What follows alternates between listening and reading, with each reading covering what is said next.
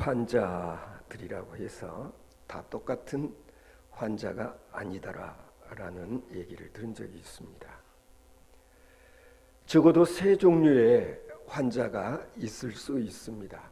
첫째는 내가 지금 무슨 병에 걸렸다는 것을 알고 의원을 찾아 헤매는 환자가 있습니다.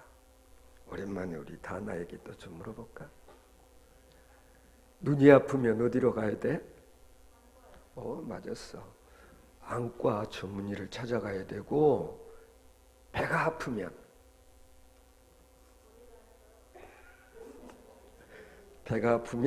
내과 선생님을 찾아가야 되고, 그리고 막 갑자기 여기 맹장 자리가 막 아프다. 그럴 때는 어디로 가야 될까? 그때는 수술을 할지도 모르니까 외과 의사를 찾아가야 되는 거예요. 이렇게 나름대로 자기의 병을 알고 자기 병을 치료해 줄 의사를 찾아가는 환자도 있다는 거예요. 그런가 하면 두 번째로는 내가 지금 뭔가 아프다는 것을 알기는 하는데 병원에를 가지 못해. 왜 그럴까요? 왜 병원에 안 가려고 그래? 무서워서, 두려워서 병원에 갈 엄두를 내지 못하고 혼자 그저 끙끙 앓는 그런 환자도 있다는 거예요. 이럴 때는 사실은 속수무책이다, 그렇게 이야기해요. 그런가 하면 세 번째 환자가 있는데, 이 환자는 지금 자기가 병들어 있다는 사실을, 자기가 아프다는 사실을 모르고 있는 그런 환자도 있어요. 자기가 지금 병에 걸려 있으면서도 병든 줄을 모르니까 의사를 찾아갈 생각을 하지 않는 거예요. 이게 정말 심각한 일이고, 그리고 사실 손쓸 그런 여지가 없게 되는 거예요. 오늘 봉독해 드린 본문 말씀 가운데도 이와 같은 환자들이 등장하고 있는 것을 우리는 알 수가 있어요. 오늘 본문 말씀에 보면 레이라고 하는 세리가 소개되고 있는 것을 볼 수 있습니다. 이 레이라고 기록되어진 이 사람은 누구냐면 예수님의 제자 가운데 마태, 그리고 이 사람이 바로 마태복음을 기록한 제자다, 그렇게 알려지고 있죠. 그런데 그의 직업은 뭐라고요? 세리. 그 당시에 이 세리라는 직업을 갖고 있는 사람들은요, 굉장히 부유하게, 그리고 잘 먹고 잘 사는 그런 사람들이었어요. 그런데 자기들의 동족들로부터는 사람 취급을 받지를 못했다. 왜 그랬을까? 그 당시는 로마의 식민 지배 하에 있었는데, 이 세리들은 자기 동족들로부터 세금을 거두어서 일부는 자기가 착복하고 또 일부를 로마에 바친다는 사실을 사람들이 다 알고 있어요. 그러니까 많은 직업들 중에서 이 세리직을 갖고 있는 사람은 자기 동족들로부터 사람 취급을 받지 못했다. 심지어 그 당시로서는 세리와 창녀는 같은 급으로 취급을 하는 그런 처지에 있는 사람들 가운데 한 사람이 바로 이 레이 세리 마태라는 걸 우리가 알 수 있어요. 자, 이 마태의 입장에서 한번 생각해 보면 하루하루의 삶이 어떠했을까? 뭐 남들보다 부자로 잘 먹고 잘 사니까 좋다? 아니었을 것 같아. 아무리 호의호식한다 한들 다른 사람들로부터 손가락질을 당하고 그리고 소외된 삶을 살 수밖에 없는 이들은 누구보다도 외롭고 고독했을 것이다. 그런데 어느 날 이 세리 마태가 일하고 있는 근처로 예수님께서 지나가시다가 이 세리 마태를 딱 보는 순간 예수님께서는 아마 이 마태 세리의 그런 심리를 꿰뚫어 보셨음이 분명해요. 마태 세리를 보자마자 예수님께서 말씀하시기를 나를 따르라. 나를 쫓으라. 그 말을 들은 이 세리 마태는 두말하지 않고 자기의 이 세리직을 놔두고 바로 예수님을 따르게 되었고 그날로 예수님의 제자가 되었다는 거예요. 이 마태는 지금까지 자기를 정말 인격적으로 사람 대우를 해주는 사람이 없었는데 이분이 자기를 보고 쫓으라, 따라오라 그렇게 말을 했을 때에 아마 세리 마태는 순식간에 뭔가 감동을 받고 그리고 바로 예수님을 따르면서 자기 집으로 예수님을 모시고 갔다는 거예요. 자기 집에 예수님을 모시고 가서 잔치를 이렇게 배설했어요. 자, 예수님과 그 제자들 그리고 그날 마태 세리의 집에 초대받은 사람들이 누구였을까? 이 마태는 자기가 알고 있는 지인들이라고 한다면 대부분이 다 같은 세리 일을 하고 있었던 사람일 것으로 추측이 되지 않습니까? 그래서 그날 함께 예수님과 더불어 먹고 그리고 담소하면서 예수님을 정성껏 대접을 해드렸는데 이 광경을 목격한 또 다른 사람들이 있었는데 오늘 본문에 보면 바리새인 그리고 여기 보면은 그 당시에 예수님을 이렇게 따라다니면서 혹이라도 예수님께 어떤 꼬투리를 잡으려고 애썼던 사람들이 있었다는 것 우리가 알고 있잖아요. 그런데 지금 오늘은 예수라는 저자가 어찌하는가 보자. 아니 동족들로부터 사람 취급도 받지 못하는 저 마태의 집에 가서 어떤 일들을 하는가 보자 라고 했더니 세상에 예수님께서 그들과 함께 더불어 먹고 마시는 것을 보면서 예수님의 그러한 파격적인 행위에 대해서 그들로서는 납득이 가지를 않았어요. 이해를 할 수가 없었어요. 아마 모르긴 몰라도 그 당시에 많은 사람들이 예수님께서 이적을 행하시고 때로는 이런저런 병들을 고쳐주시는 것을 보고 놀라워들었어요. 병을 고쳐줄 때는 정말 저분이 의원 중에 명이시구나. 놀라운 기적을 행할 때는 사람들이 속으로 무슨 생각을 했겠어요? 야, 저 사람 저런 일 하는 거 보니까 그동안 우리들이 기다려왔던 메시아, 저분은 다윗 자손이라고 그러지 않아. 저분이 메시아임에 틀림이 없을 것 같다라고들 생각했었을 것입니다.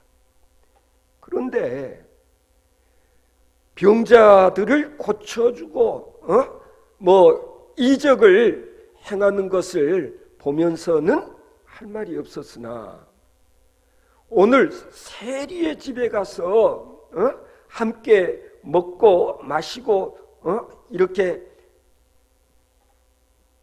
요즘 좀 말로 이야기하면 희덕거리는 그런 모습을 이 바리새인 서기관들이 보고서 도저히 예수님의 이 기행을 자신들로서는 이해할 수가 없었던 것 같아요.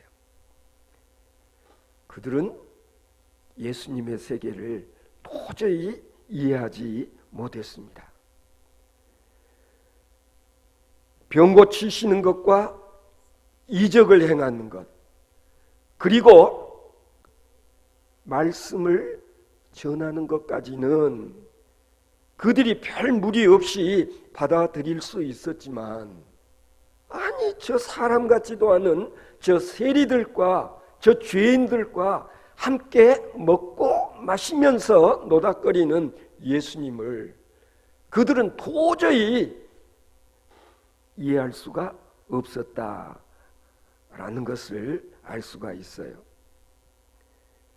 우리는 오늘 이 본문 말씀 가운데 소개되어지고 있는 이 세리 마태와 그리고 이 바리새인들 간에는 나름대로의 차이가 있다는 것을 알 수가 있어요. 여기서 우리가 알 수 있는 것은 세리 마태는 자신이 죄인이요 자기가 병들었다는 사실을 알고 있는 자예요. 그러나 바리새인들은 자기들이 영적으로 병들어 있다는 사실을 알지 못하고 있는 사람들이었어요. 그래서 그들은 이 세리와 예수님을 비난했습니다. 어찌하여 저런 사람 같지도 않은 천한 것들하고 함께 먹고 마시는 저자, 이렇게 비난을 했습니다. 우리가 여기서 알 수 있는 것은 뭐냐면, 실은 바리새인이나 이 세리나 다 똑같은 죄인이라는 사실을 이 바리새인들은 모르고 있다는 거예요. 그런가 하면 감히 주님 앞에 나와서 예수님을 비난하고 가령 논쟁을 벌이는 것이 아니라, 여기 보면 뒤에서 없는 데서 자기들끼리 수군수군 하면서 예수님에 대해서 이렇게 반신반의하는 그런 분위기였다는 것을 알 수가 있어요. 예수님께서 왜 그런 분위기를 파악하시지 못하셨을까? 그렇지 않죠? 예수님께서는 대번에 지금 어떤 분위기라는 것을 다 아시고, 그리고 오늘 본문 말씀 보면 한 말씀 하셨어요. 예수님께서 뭐라고 말씀하셨느냐? 건강한 자에게는 의원이 쓸데없고 병든 자에게라야 쓸데있느니라. 내가 의인을 부르러 온 것이 아니요 죄인을 부르러 왔노라.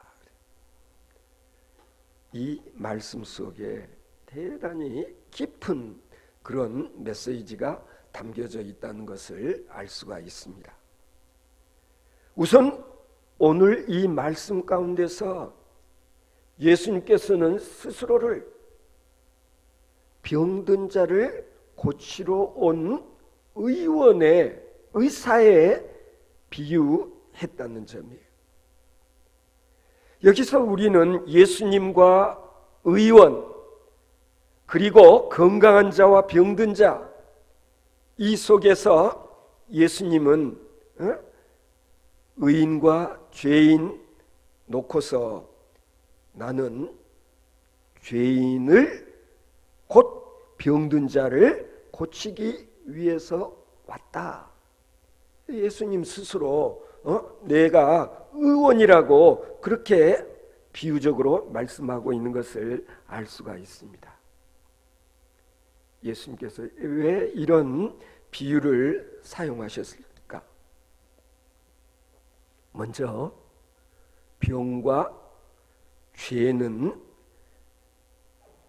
나름대로 비슷한 점도 있고 그리고 또 다른 차이점도 있는데 비슷한 점이 참 많아요. 우선 이 병이라고 하는 것은 본래부터 있었던 것이 아니다라는 거예요. 다나다연 태어났을 때 병들어서 태어났어요? 그랬다고 그래? 10중 8구, 아니 거의 99% 태어날 때는 건강한 몸으로 태어났는데 이 나중에 병이 들게 되어지는 것이 일반적이다. 하나님께서는 우리 인간을 완벽하게 지으셨다, 창조하셨다. 하나님의 형상을 따라 완벽한 인간으로 만드셨는데 결국 나중에 어떻게 되죠? 욕심으로 인하여서 결국은 불순종하게 되었고 죄를 짓게 되었고 그리고 사망의 길로 나아가지 않으면 안 되었다.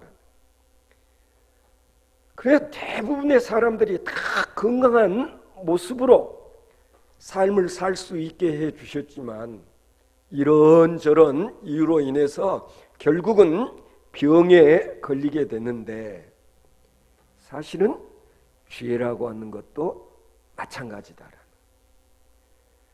대체적으로 사람들은 착하게 태어났는가 아니면 악한 그런 자로 이 세상에 태어났는가? 다나는 어떻게 생각해? 많은 사람들이 성악설이다, 성선설이다 하는 얘기를 그래서 하는 거예요. 인간은 태어날 때부터 악한 존재로 태어난다고 생각하는 걸 성악설이라고 그러고, 아니야. 사람은 본래 선한 존재로 태어났는데 살아가면서 결국에는 악에 물들어서 악한 자가 되어진다. 그렇게 생각하는 그런 설명들이 있는데요. 확실히 보면은 우리가 처음부터 우리 속에는 소위 죄의 유전 인자를 가진 채 태어났다. 언제부터? 에덴 동산에서 우리의 조상 아담과 하와가 죄를 범하고 죄인이 된 일로 인하여서. 그런데 가만히 보면 처음에는 죄를 짓는 일에 사람들이 굉장히 예민해요. 가슴이 두근두근 하는 이 양심에 의해서도 죄를 쉽게 짓지를 못해요. 그런데 작은 죄를 여러 번 범하는 사이에 대담해져 가지고 뒤에는 큰 죄를 지어도 감각이 없어지는 그런 것과 마찬가지로 실은 병도 그렇다라는 거예요. 처음에는 우리 신체 어느 일부에서 이상이 생기고 이게 질병이 되었는데 나중에는 이게 점점 온 몸으로 퍼져 나가는 소위 말해서 전염성이라는 것이 있다라는 점에 있어서는 병과 죄는 유사한 그런 점이 있다라는 거예요. 죄도 처음에는 적은 것으로부터 시작해서 점점 이게 퍼져나가고, 뿐만 아니라 전염성이라는 게 있어서 내가 했던 잘못 죄악된 모습이 나와 더불어 지내는 다른 사람들에게도 전염되어지는 그런 일이 있는 것은 질병이 전염되는 것과 마찬가지다. 요즘도 우리가 코로나19라는 게 얼마나 전염성이 강한 전염병인가 하는 걸 우리가 실감하고 있잖아요. 중국 우한에서부터 시작된 것이 벌써 세계 곳곳으로 퍼져 나가는 것이 이게 병이라는 거예요. 하나님께서는 우리를 지으실 때 우리 몸속에 나름대로의 소위 면역 시스템을 확실히 만들어 놓은 게 분명해요. 웬만해서는 스스로 치유가 되어지고 그렇잖아요. 뭐 우리 몸에 상처가 나도 조금 지나면 상처가 다 아물게 되는, 피가 흐르다가도 다 응고되어지는 이런 완벽한 모습으로 하나님께서 우리를 창조해 주셨는데, 우리가 스스로를 제대로 관리하지를 못하면 나중에는 병이 더 큰 병이 되어져 가지고 도저히 손을 쓸 수 없는 그런 상태로 전이 되어지는 것을 알 수 있잖아요. 특히 우리가 암이라는 걸 보면 그렇잖아요. 성경은 우리들에게 가르쳐주고 있어요. 병은 초장에, 그러니까 진단을 해서 치료를 받아야 되는데 시기를 놓쳐버리면, 소위 골든 타임이라는 걸 요즘 많이 이야기하잖아요. 시기를 놓쳐버리면, 암도 초기에 발견해내면 대부분 고칠 수가 있는데 시기를 놓치면 속수무책이 되고 마는 그런 경우가 있지 않아요. 마찬가지로 죄도 그렇다라는 거예요.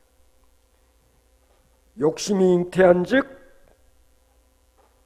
뭐예요? 죄를 낳고, 죄가 장성한 즉 어떻게 된다 그랬어요? 사망에 이른다. 결국은 죄가 우리를 죽음이라는 파멸로 몰아간다는 걸 성경은 우리에게 가르쳐 주고 있지 않습니까? 그래서 죄로 말미암아 영원히 병들어 버린 사람, 시기를 놓치지 않고 치료를 받지 않으면 안 된다. 그러니까 병도 아니면 죄도 다 치료를 받지 않으면 안 되는 거예요. 그런데 아까도 말씀 조금 드렸지만은 이 병이라고 하는 것은요, 자신이 왜 이 병에 걸리게 되었는지를 모를 때가 많아요. 원인은 모르고 결과만을 아는 그런 경우가 많다는 거예요. 가령 예를 들어서 때로 이렇게 종아리가 자꾸 땡기고 하는데 실은 원인이 뭐예요? 이 종아리가 아픈 결과는 어떤 원인으로부터 비롯돼요? 요즘 우리가 많이 의학 상식이 있어서 알잖아요. 뭐 때문에? 척추, 디스크 쪽에 문제가 생기면 종아리가 땡기고 아프다라는 거예요. 그런데 종아리가 아픈데 어떻게 척추가 문제가 생겼다는 것을 알 수 있겠어요? 또 뿐만 아니라 점점 얼굴이 누렇게 되기도 하고 때로는 시커멓게 되기도 하는 소위 황달, 흑달 현상이 나타나면 실은 어디에 문제가 생긴 거예요? 간에 문제가 있다. 간암 환자들에게 발생하는 현상이다. 그러면은 얼굴 안색을 보고 어떻게 간에 암세포가 생겼다는 것을 알 수 있느냐 말이에요. 그래서 이상이 생기면은 어디를 가야 돼요? 병원에 가야 돼. 그래서 검진을 받아야 된다라는 거예요. 병과 죄 사이에 이런 유사한 점이 있는 것처럼 병자와 죄인 사이에도 비슷한 그런 점들이 있다는 것을 알 수가 있어요. 자기가 병든 것을 알면은 어떻게 눈이 아프면 안과로 가고 배가 아프면 내과로 가고 그 다음에 뭐 맹장자리가 이렇게 통증이 있다 하면 외과를 찾아가서 진단을 받고 그리고 치료를 받아야 되는데 시기를 놓쳐버리면 안 된다라는 거예요. 죄도 마찬가지다라는 거예요. 기회가 주어졌을 때 회개하고 뉘우치면 아니 주님을 찾으면 구원을 받을 수 있었을 텐데 끝까지 죄를 인정하지 않음으로 인해서 결국에는 멸망의 길을 간 사람들이 좀 많으냐 이 얘기예요. 예수님께서는 이 세상에 오셔서 우리들의 육신의 질병도 고쳐주시고 그리고 영혼의 질병도 고쳐주셨다는 걸 우리는 이 복음서를 통해서 알고 있지 않습니까? 그래서 예수님께서는 이 세상에 치료자로 오셨다. 영어로는 힐러. 예수님의 사역은 힐링 미니스트리라. 치유의 사역을 하셨다. 그런데 예수님께서는 육신의 병만을 고쳐주시는 것이 아니라 우리의 영혼의 병을 고쳐주시기 위해서 이 세상에 오신 구세주다라는 것을 알아야 된다라는 얘기예요.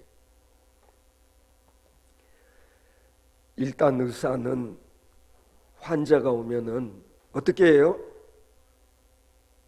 다나 병원에 가서 의사 선생님 찾아가면 어떻게 맨 먼저 뭐부터 하셔? 응? 뭐 체온도 재보고 뭐 그런 건 뭐 기본이지. 혈압도 재보고, 그리고 청진기로 뭐 심장 상태도 체크를 해보고. 의사들은 환자를 병리학적으로 대하는 거예요. 그리고 병리학적인 방법으로 환자를 고치는 거예요. 때로는 주사를 놓고 때로는 약을 처방하고 해서 질병을 고치잖아요. 그런데 우리가 예수님께 나가면 예수님께서는 의사가 환자를 대하는 방법과는 다른 방법으로 사람들을 대하셨다. 어떻게 해요? 예수님께는 딱 보면 아세요. 이 사람이 죄인이구나. 이 사람이 죄인이다.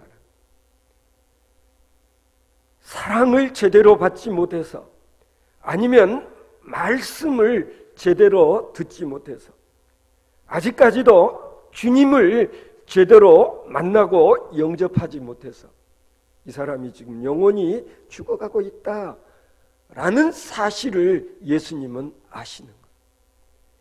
예수님 눈에는 모든 사람들이 다 똑같은 환자예요. 똑같은 죄인이에요. 그래서 요즘도 보면은 가끔 병원을 찾아가면 우리 병원에서는 당신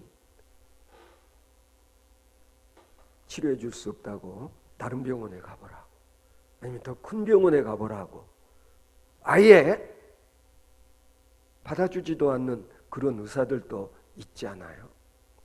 그러나 우리가 성경을 읽어보면은요 예수님께서는 어느 누구도 고치지 못할 환자요. 그리고 영혼의 병을 앓고 있는 자라고 차별하지 않으셨다. 예수님은 누구라도 오면 육신의 질병도 영혼의 질병도 다 고쳐주실 수 있는 그런 분이셨다. 그러니까 우리가 성경을 읽어보면은요, 예수님께서는 너는 안 돼. 가령 예를 들어서 뭐 육신의 질병 이것저것 좀 고쳐달라고 했을 때 안 돼. 그렇게 이야기한 부분은 한 번도 없어요. 예수님께서는 누구라도 고쳐 주실 수 있는데 중요한 건 뭐냐? 이 환자의 자세 그리고 태도가 중요하다라는 거예요. 예수님을 만나 예수님의 말씀을 듣고 예수님의 지시를 그대로 따르고 순종하면 못 고칠 질병이 없고, 그리고 치유받지 못할 영혼의 병도 없다라는 것을 성경은 우리들에게 가르쳐주고 있어요. 우리가 성경을 읽어보면 예수님께서 38년 된 환자에게 묻지 않으셨어요? 내가 낫기를 원하느냐? 여러분 한번 생각해 보세요. 어느 병자치고 어느 환자치고 낫기를 원치 않는 사람이 어디가 있겠는가? 그런데 좀 시력을 회복해서 이 소경 고쳐달라고 했는데 이 세상에 그냥 진흙을 침뱉어 이렇게 해가지고 눈에 발라주면서 이제 가서 신랑 못 가요 씻어라.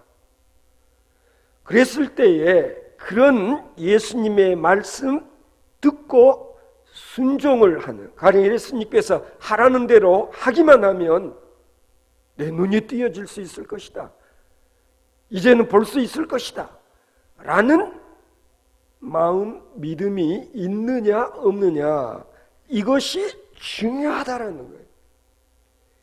예수님께서는 온갖 환자들을 다 고쳐주신 다음에는 늘 똑같은 말씀을 하시곤 했는데 다나 뭐라고 그랬어?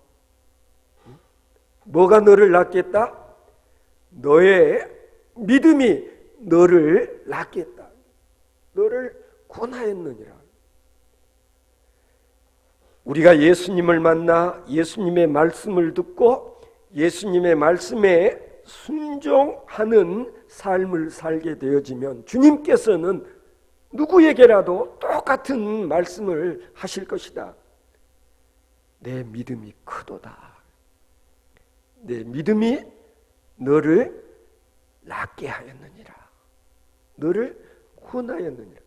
그래, 중요한 건 뭐냐면 많은 사람들이 예수님을 찾아왔고 예수님을 통해서 불치의 병을 고침받게 되어지고, 그리고 영원히 구원을 받는 놀라운 일들이 있게 되었는데 공통점은 뭐냐? 예수님을 그리스도로, 예수님을 메시아로, 하나님의 아들로서 믿고 인정하고, 그리고 예수님의 말씀에 순종했다는 그런 공통점이 있는 거예요. 성도 여러분 어떻습니까? 지금 나도 고치지 않으면 안 되는 육신의 질병도 있고 마음의 아픔, 고통, 상처, 내 영혼의 병도 고침을 받아야 되는데 라고 생각하신다면, 기왕에 맡길 것이면은 주님께 확실하게 맡겨 드릴 수 있어야 된다. 그리고 주님의 말씀에 온전히 순종하는 그런 삶을 살 수 있어야 된다. 스스로 평소에 죄인이라는 생각을 갖고 있었던 이 세리마태는 예수님이 자신을 부르자마자 알았어요. 죄인인 나 같은 것도 따라오라고 말씀하시는 이분을 내가 따라가야 되겠다. 그리고 바로 제자가 되고 자기의 집에 예수님을 초대해서 예수님을 대접해 드리고 그리고 정말 예수님의 제자가 되었다는 것 아닙니까? 예수님께서 말씀하십니다. 건강한 자에게는 의원이 쓸데없고 병든 자에게라야 쓸데있느니라. 이 말씀을 좀 바꾸면 어떤 얘기가 될까요? 스스로 건강하다고 생각하는 사람에게는 내가 필요 없어. 그리고 스스로 병들었다고 생각하는 사람에게만 내가 필요하다. 생각해 보십시오. 평소에 나는 바르고 착하게 살았어. 나는 죄 짓지 않고 살았어. 나는 정말 누구에게 비교해도 나는 의롭다고 나는 자신할 수 있어. 이런 사람도 우리 주변에 가끔 보면 있지 않아요? 이런 사람에게는 구주 예수가 필요 없다는 거예요. 저는 늘 그런 생각이에요. 정말 스스로 의인이라고 생각한 사람들은 교회에 나올 필요가 없어요. 자기가 옳고 바르고 흠 없다고 생각하는 사람들은 교회에 나올 필요가 없는 거예요. 교회는 누가 나와요? 스스로 죄인이라고 생각하는 사람들. 스스로 죄인이라고 생각하는 사람들에게만 예수 그리스도가 필요하다. 그래서 우리는 나는 죄인이로소이다 라는 고백을 우리는 주님 앞에서 할 수 있어야 된다. 바리새인들은 자기 스스로 의인이라고 생각했기 때문에 그들은 결코 구원의 길로 나아가지 못했을 것입니다. 스스로 죄인 줄 아는 죄인, 그래서 주님을 찾아 나오는 죄인임을 고백하고 그리고 치유의 능력을 가지신 주님께서 내게 명하신 대로 내 생명을 맡기고 주님의 말씀에 순종하는 삶을 살아갈 수 있는 저와 여러분들 되어질 수 있기를 바랍니다.